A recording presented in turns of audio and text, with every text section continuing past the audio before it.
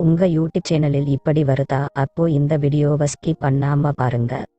இதை சரி செய்ய முதலில் உங்கள் யூடியூப் அப்டேட்டில் இருக்கான்னு பாருங்கள். நீங்க அப்டேட் பண்ணியாச்சா? அப்போ இந்த வீடியோவில் நான் செய்வதை போல் செய்யுங்கள். வாங்க வீடியோக்குள்ள போலாம்.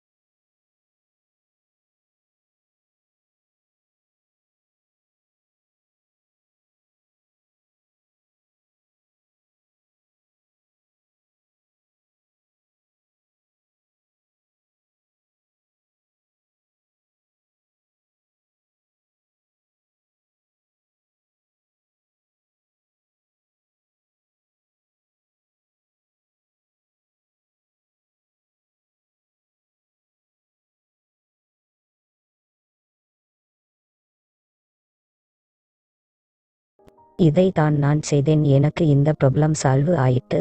உங்களுக்கு இந்த ப்ராப்ளம் சால்வ் ஆயிட்டான்னு கீழே கமெண்ட் பண்ணுங்க.